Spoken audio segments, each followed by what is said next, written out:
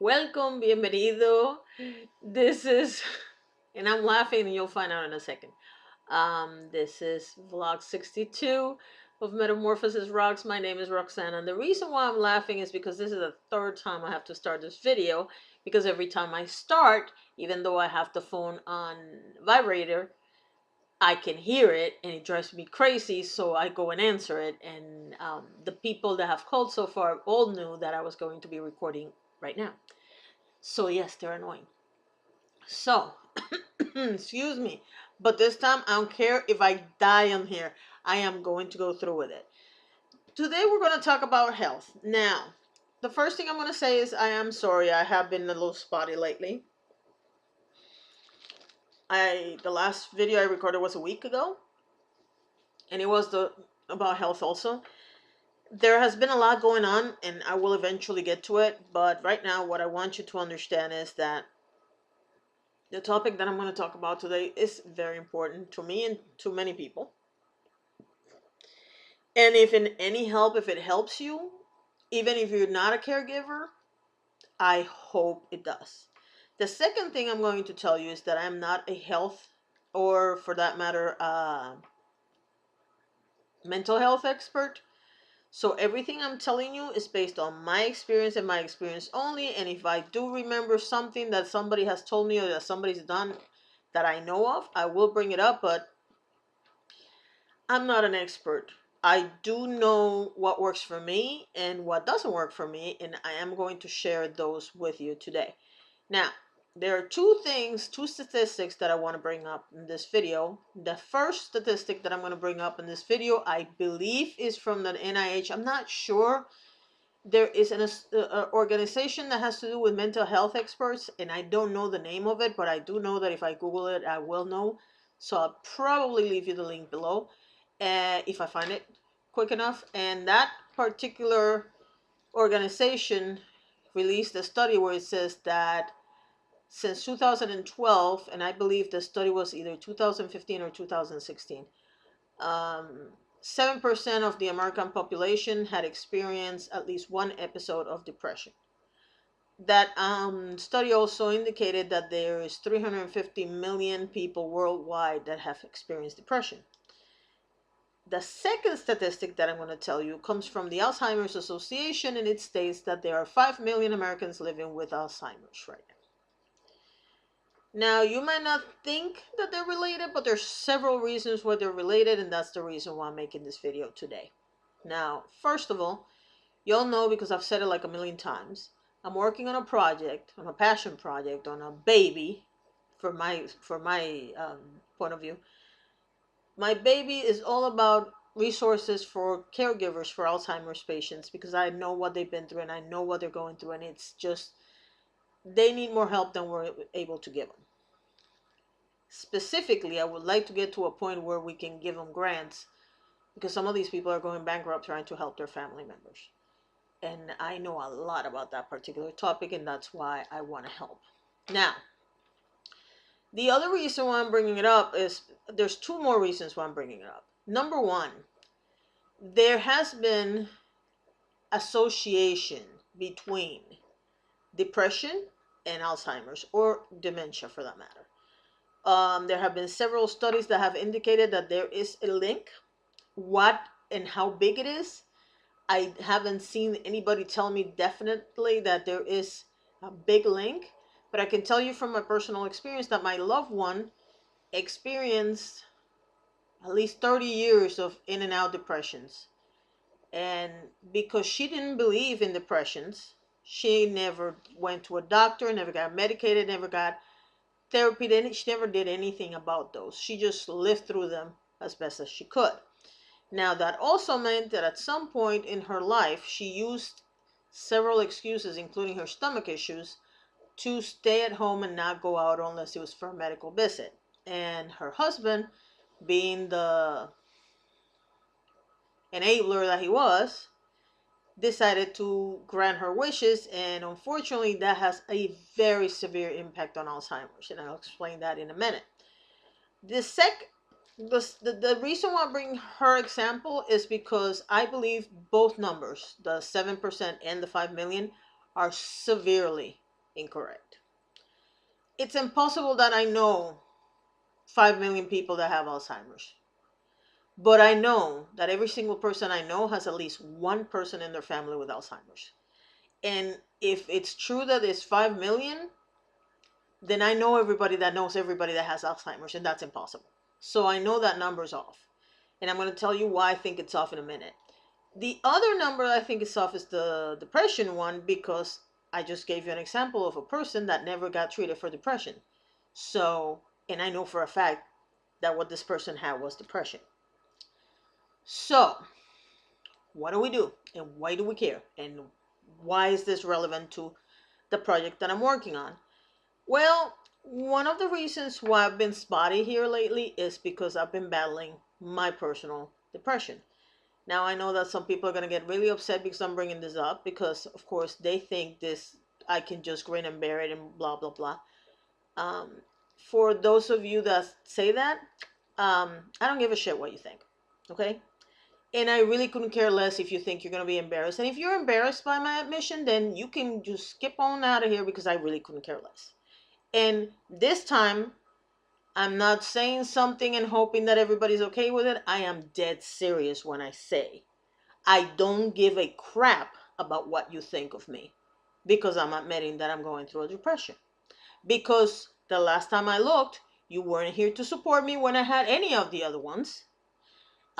You have shown absolutely no support. There's only one person in aside from my immediate family that has shown any concern for me, and other than, well, there's a couple, and other than that, pretty much nobody cares, because you and everybody else is so misinformed about depression and any mental health issue for that matter, that you think depression is the same as sadness. And the reason why this has become such an important project for me is because I am not the only one. Most caregivers for Alzheimer's patients experience at least one depression during their whole ordeal. And I know people that have been taking care of their loved ones for 15 years or more, so you can imagine how it works for them. So no, this doesn't work. This doesn't work like you think it works. And it's really interesting that I decided to do this video today, because I've been thinking about this since yesterday. And today I received a message, and I'm going to try to see if I find it, and I'm going to read it to you verbatim. Somebody posted on Facebook, and I copied it. As news trickles out that Chris Cornell's death is a suicide, and the repost of "my door is always open and the coffee is always hot" starts appearing on my feed, I feel I need to let you know that people who are at risk of suicide aren't going to reach out. People who are depressed and sad don't have the energy to seek you out. They aren't going to show up at your door. They aren't going to seek out comfort. They are afraid that they will be met with rejection. They are afraid they will be eschewed, I have never known how to say that word, by your busy lives. They have been told no one likes to be around negativity. And this is the reason why this particular post hit really close to home, because it is true. We have always been told no one likes to be around negativity, because for some reason we assume that depressed people are negative. Laugh at the world and the world laughs with you. Cry and you cry alone. They don't want to burden you with their sadness. You have to go to them. You need to go to them. When you see someone withdraw, when you see someone alone, when you see someone with sadness in their eyes and a cloud over their heads, you need to go to them. Go to them. And I found it particularly interesting that particular post came to me today, because I was thinking about this topic, because I know it's not a comfortable topic. I know people don't want to admit that they're depressed. I absolutely know that there's people that don't want to admit that they know anybody with depression. And I definitely know that most people think that if you go and watch a couple of funny movies, or go and have some drinks with friends, or go and exercise, you're going to be fine. That's not true. Okay? Now, in my case, I refuse to take medication for depression. I've done it before, and it has How do I explain this politely? It has completely killed my creativity. I remember the first time I ever tried medication for this. Uh, oh my God, it was so horrible.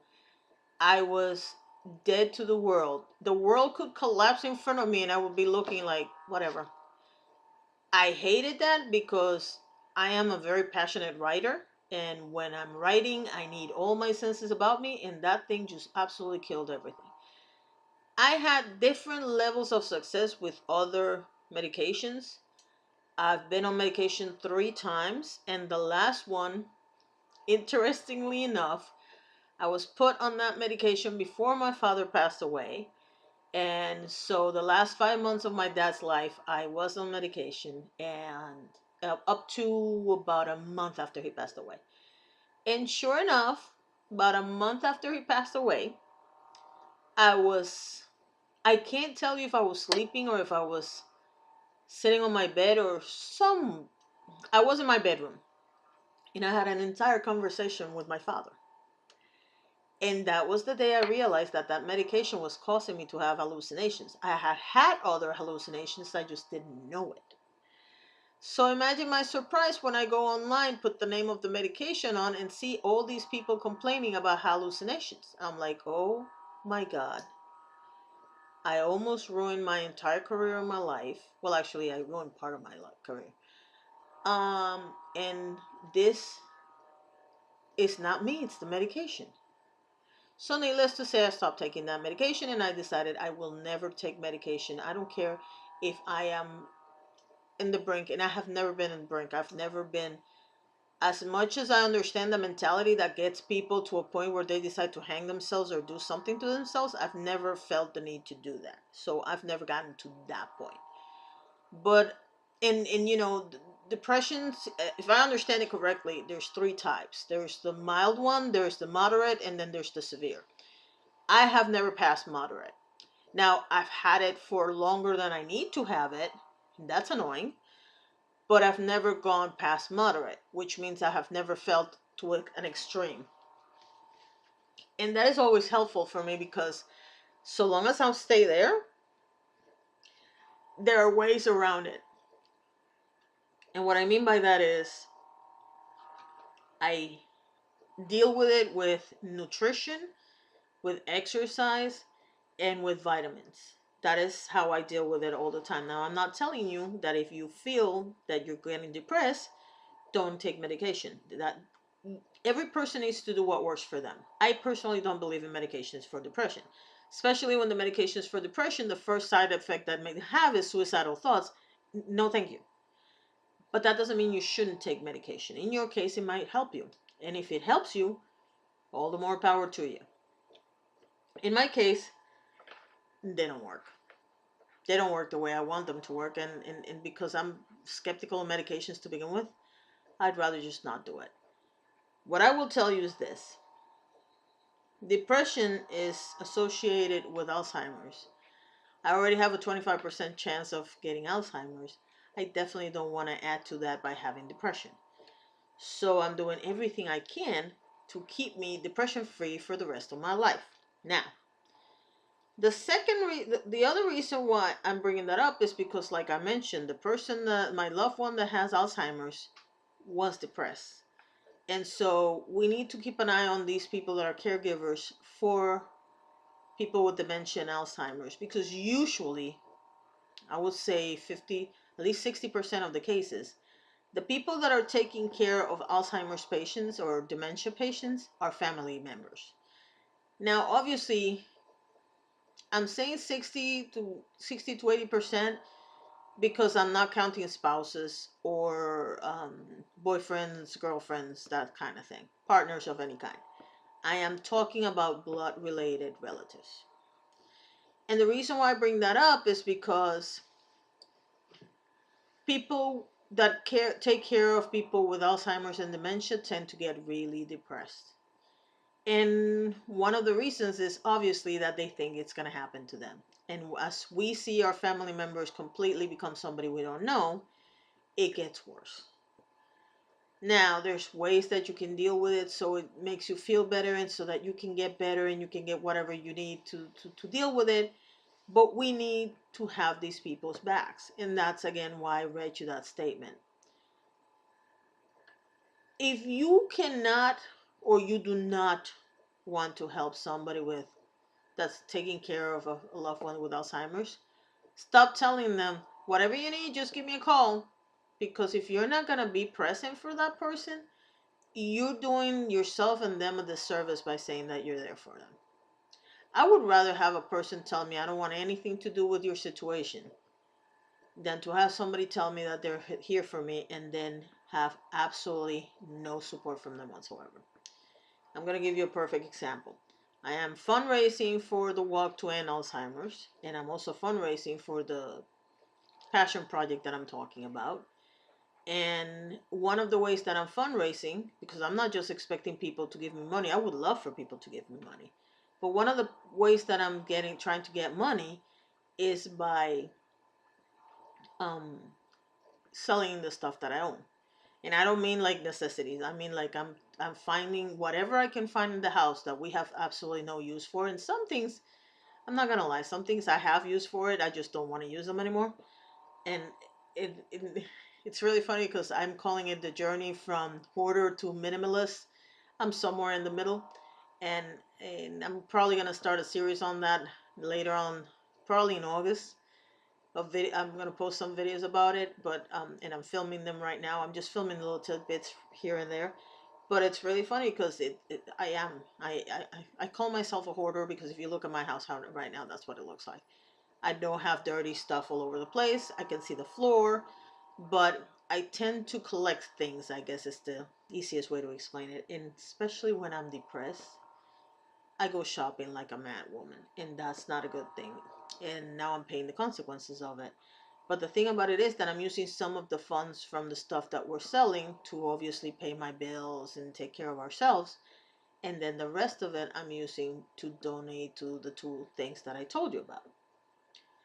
And I ask people to share the links. I'm not asking them to donate. I'm not asking them to buy stuff. I'm asking them to share the links. And I've had one person donate, one person share the links. If you don't think that gets on my last nerve, I gotta be honest with you, it does. Because if you're gonna tell me that you're here for me and that you support me, the least you can do is share whatever I have. Because you never know what friend of yours is actually watching Facebook looking for I don't know, on a repositionable bed. And I have one for sale. Or a chair that actually helps you get up and get out of the chair because the chair is motorized. Or books or clothes or whatever I'm selling at the time. It's as simple as just sharing the link. I mean, you don't even have to post something with the link. You just share it, and people haven't shared it. And the reason why it bothers me is because it is really very simple. You don't have to support anybody. Okay? You can be all about yourself. I mean, let's be honest. Isn't half the planet just caring about themselves and not caring about the rest of us? But if you are going to say that you care about somebody, you need to do the work. And if you sitting there posting the suicide hotline all day long, and like that post said, telling people, oh, my door is always open and the coffee is always hot, then you need to do what it takes to have the coffee and the hot and the door open. That's all I'm saying. So yeah, no, this has turned into a little bit of a rant, and I apologize because it's not you guys' fault, but it is the reality of life. Depression is no joke. The numbers for depression and for Alzheimer's are lower than I really think reality is. And the problem with Alzheimer's and all kinds of dementia is that it's 100% fatal. You don't get cured for this. We don't have a cure for this, and you're not going to get better. And I hate that about this disease. So, if you find it in your heart, I am going to leave the links below to the fundraisers, and I'm also going to leave the link below if I find how to link for the stuff we're selling.